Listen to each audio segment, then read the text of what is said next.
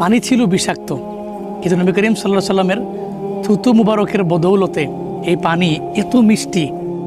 আপনারা আমি নেওয়ার পরে আমার মুহিব্বিনরা খেতে পারবেন।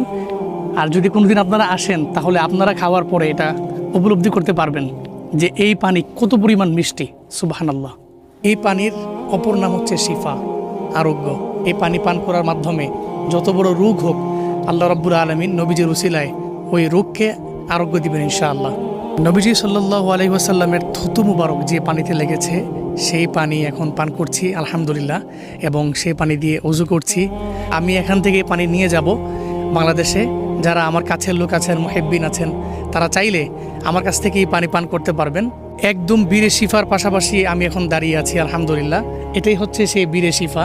যদিও এটা উপর দিয়ে এখন ঢাকা আছে, ইতিপূর্বে এটা ঢাকা ছিল না, একেবারে দেখা যেত, কিন্তু হুকুমত এদের ব্যক্তিগত যে কোনো কারণে তারা এটাকে বন্ধ করে দিয়েছে। এখান থেকে পানি ওখানে যায়, আর ওখান থেকে ইচ্ছা মতো পানি নেওয়া যায় আলহামদুলিল্লাহ, পানি পান করা যায় এবং সেখান থেকে ওযু করা যায়। এই বীরে শিফার একটা ইতিহাস আছে যেটা আপনাদের অনেকেরই অজানা, এটা আজকে আমি একটু বলতে চাই।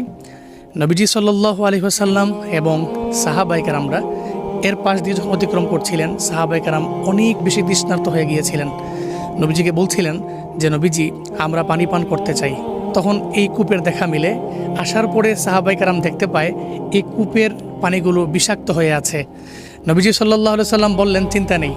নবীজির থুতু মুবারক এখানে দিলেন, সঙ্গে সঙ্গে বিষাক্ত পানি আলহামদুলিল্লাহ এত পরিমাণে বরকতপূর্ণ হলো, তদানীন্তন সময়ে মানুষের কোনো বড় অসুস্থতা হলে এই বীরে শিফার পানি পান করলে সঙ্গে সঙ্গে তারা আরোগ্য লাভ করত।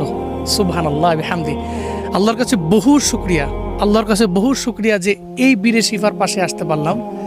আমরা বাংলাদেশে আমাদের বসবাস, আল্লাহ আমাদেরকে এখানে আসার মতো তৌফিক দিয়েছেন এবং এই পানি পান করার এবং এই পানি দিয়ে ওযু বানানোর মতো তৌফিক দিয়েছেন। এটাই আল্লাহর কাছে বহু শুকরিয়া।